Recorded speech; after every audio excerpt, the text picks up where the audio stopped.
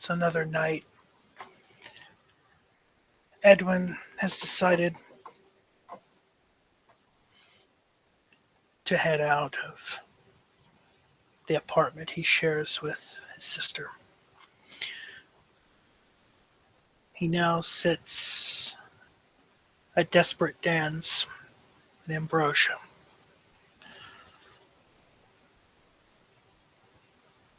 He has a usual cup of coffee in front of him. And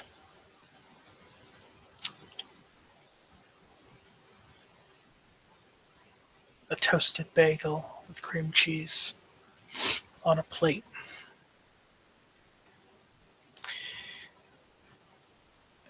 He's been working on a couple of clients that have contacted him through his 10-spot profile.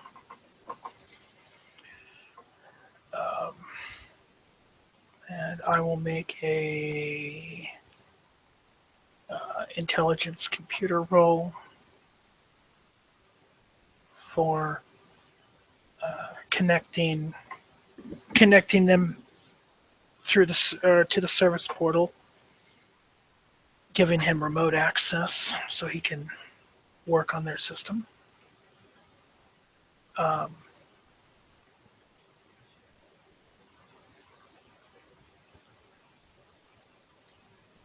right.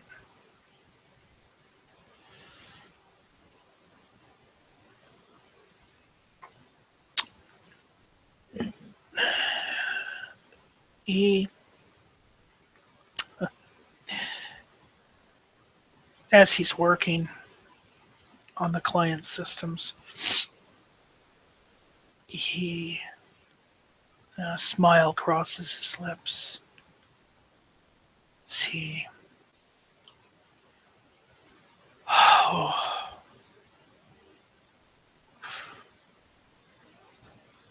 thinks how good it is to be back to work. How good it is to use the skills that he possesses, the skills he's honed over years, worked hard on over years.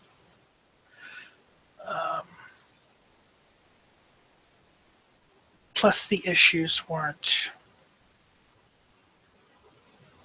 really too big.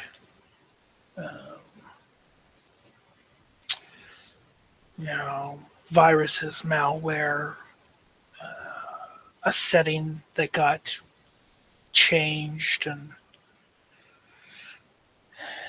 required a very weird workaround. But he handles the issues in a very timely manner. Couple hours, he finishes the task for both of his clients.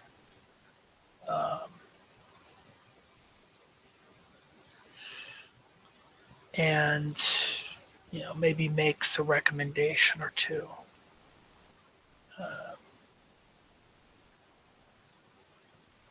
To help them avoid future complications such as this. And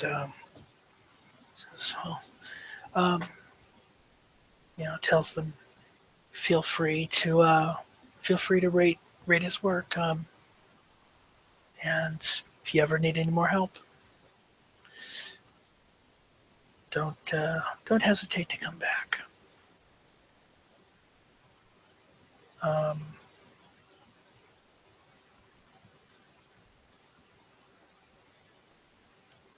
After the couple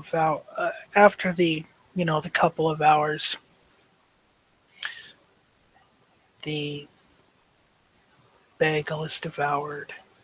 His coffee cup is half empty. he's logged out of his profile and the portal he uses for his work. As the payments from both clients process behind the scenes, he opens up a piece of a bit of software, spectrum analysis software that he's found.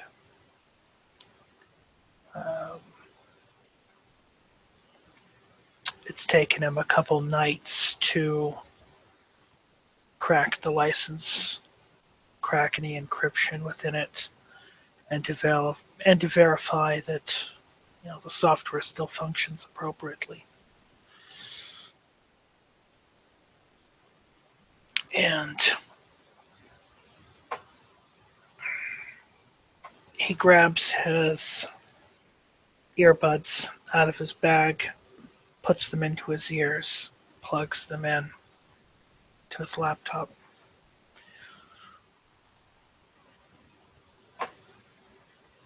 With Sly's thumb drive plugged in, he goes to access the video footage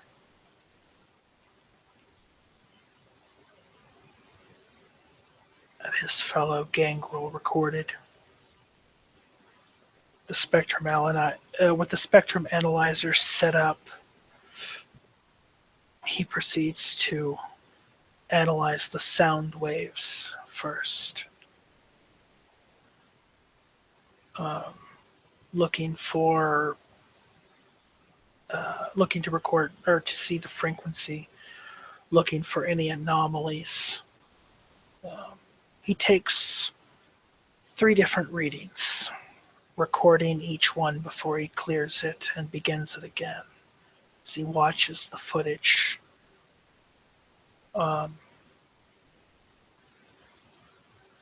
Held on the thumb drive.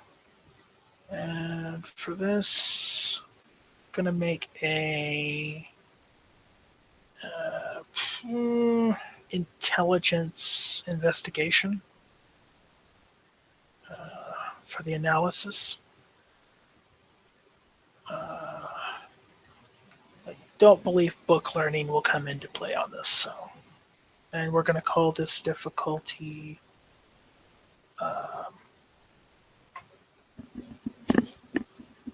difficulty 8. Oh shit.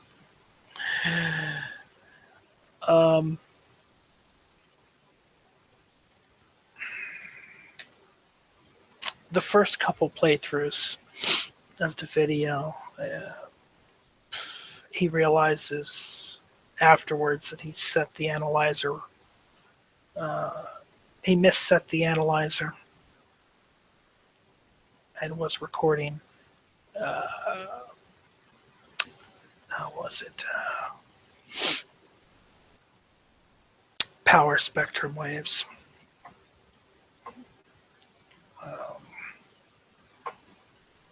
And had the sensitivity turned up way too far. He goes back to a couple YouTube videos that he's found, tutorials on this particular piece of software or type of software, and reviews everything. He makes a couple of changes, reduces the settings, eventually realizing what he did wrong. It takes him an hour and a half passes. The coffee has started to cool down a bit more. It's almost getting cold.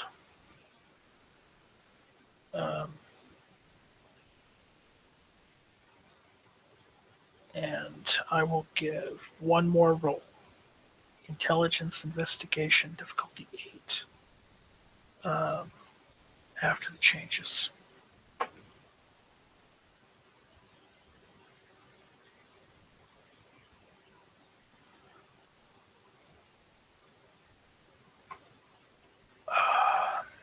This time around, as he looks at the footage, sees the green glowing light that Sly captured.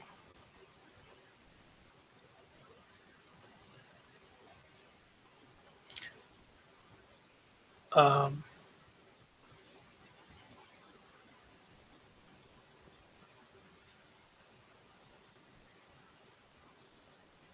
he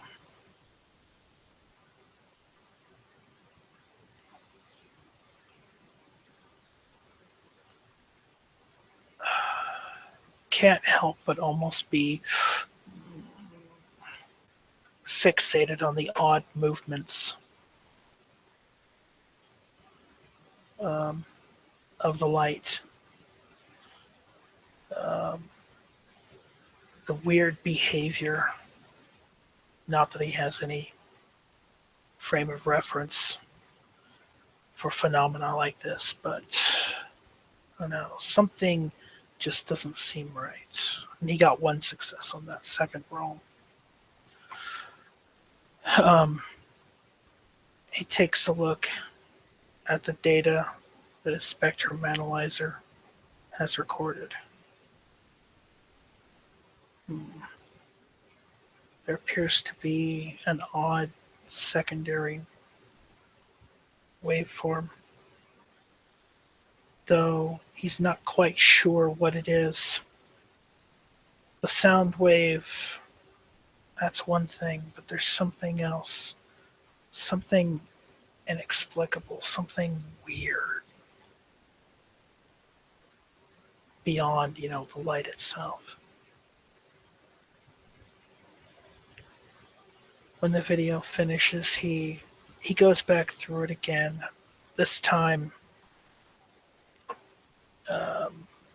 advancing the video using his mouse, pausing it using the spacebar on his keyboard. He does this several times, going backwards, playing, backwards, playing, pausing, backwards, playing, pausing, forward to a certain point that he thought he saw or heard something.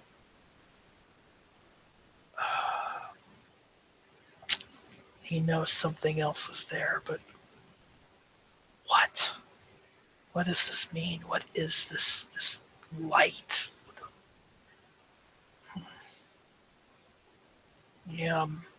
He closes the video as somebody walks past it, as another patron walks by his table.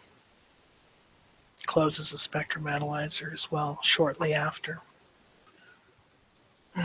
He puts his head down and puts his hands under his glasses to rub at his eyes a little bit. Lightly on the end of his nose. Resets his glasses. Thinks to himself, ugh.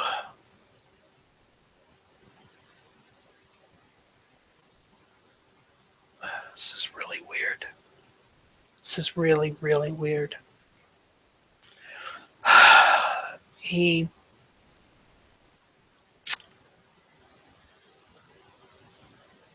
closes, or he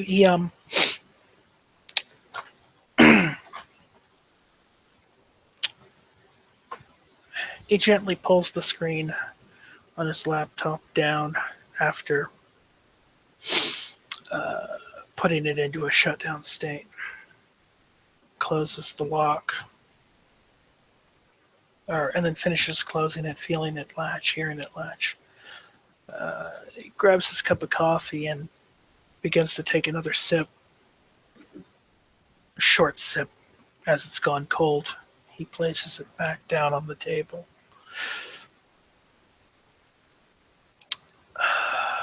Once his laptop is shut down, he places it back in the bag. Earbuds and mouse go into their little separate pockets, as with the laptop. He closes the bag and resecures it, getting up from the table. Places the bag back over his shoulder, grabs the plate and the cup, tossing one and putting the other on a counter. Um, he bids good night to the people working at the coffee shop tonight, cafe tonight, and they return it likewise. He heads out, begins walking down the street, back towards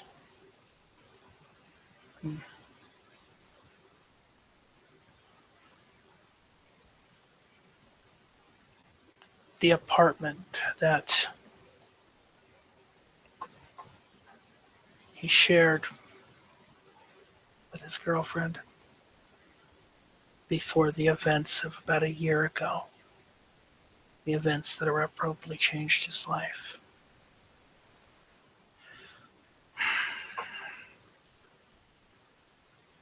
As he walks down the street, in the palm, getting nearer and nearer to area, territory, familiar sounds, smells, just the feeling in general of this part of the city. Familiarity comforts him.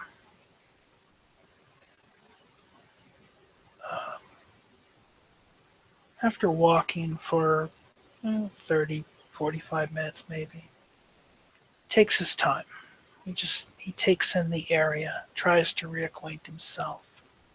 He eventually comes up to the apartment complex. He makes his way inside the complex towards the apartment mailboxes,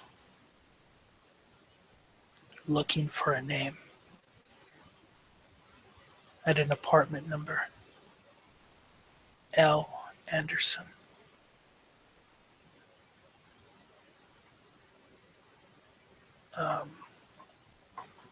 Doesn't take him too long, and he does come across his old apartment, or the number of his old apartment. And her name is still on the mailbox.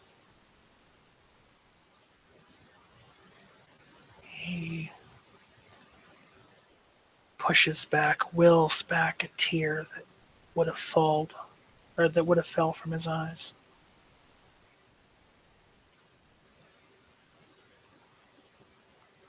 One side of his mouth curls in a smile, and a warm thought rests in his heart.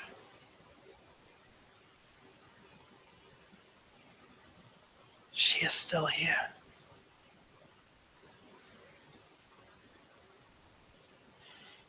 He looks around, making sure nobody has come out. The apartment complex is quiet this hour of night, with people inside studying, watching movies, playing video games even, drinking. They're generally inside. He walks from the mailboxes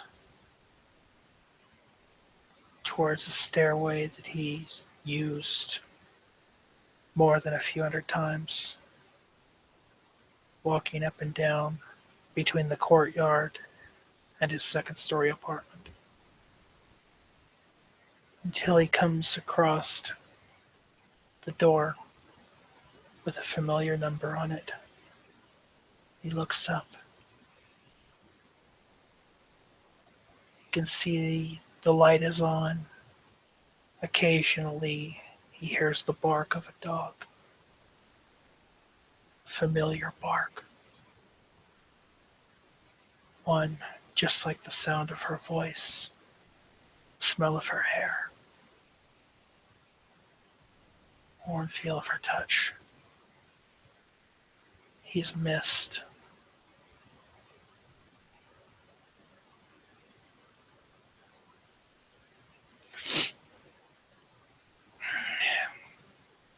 His head lowers more forward. He kind of readjusts the hood on his head and walks out of the courtyard of the apartment complex back towards the street. Begins heading south, back towards the Blade, Jessica's apartment. One, to continue more work or find something fun to do, something to take or distract his mind for a moment off of any pain, loss, or longing. For those that he hasn't had contact with in some time, that he cares about deeply.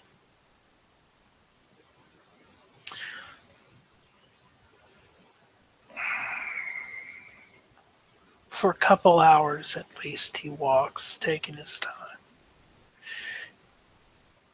He looks up at the sky on occasion when he's not crossing the street through traffic, when the sounds around him don't sound threatening, or when the area isn't particularly dangerous. He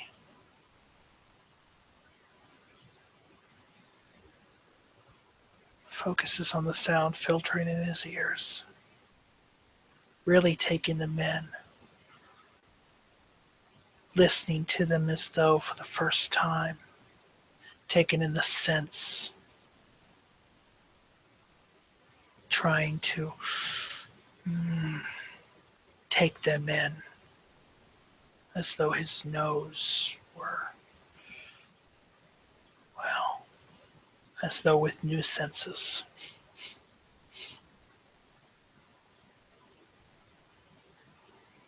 For a moment, just letting those instincts in his blood, the instincts that drive him to feed, to seek shelter away from the sunlight,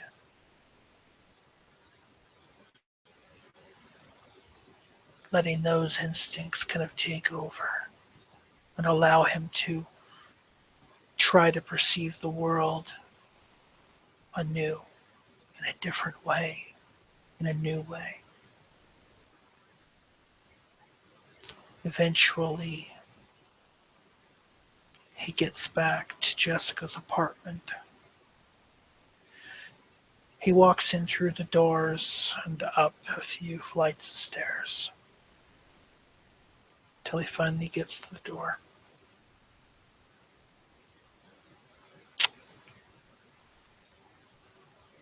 The door is locked. Jessica hasn't come home yet. He unlocks the door and goes inside, locking it behind him. Takes the bag off his shoulder, places it on the couch beside him. He sits and thinks about his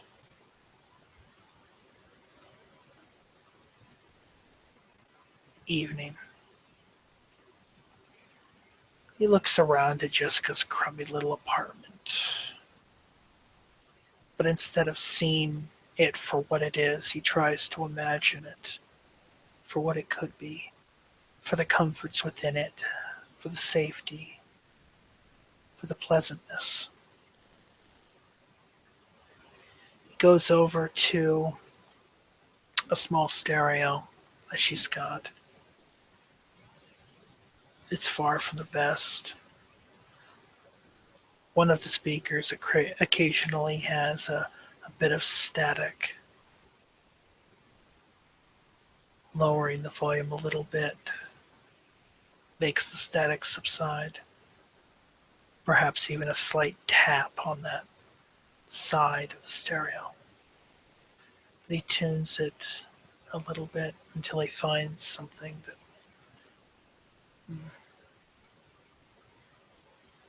eases his mind, causes any worry, any doubt in his thoughts, any apprehension in the things that he would like to do, even against the training of his sire, the teachings, the instruction, the information.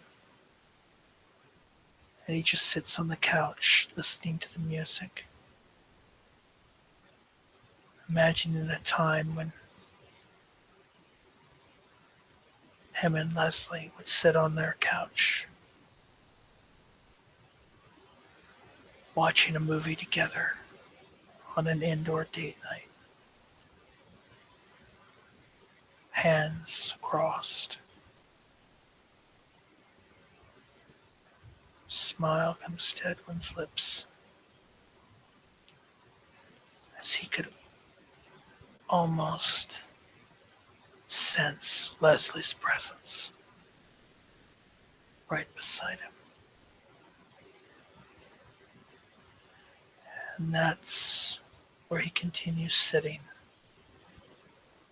It's one song changes to another, to another.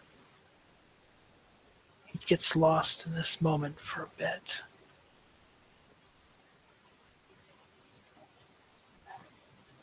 As the scene fades to black.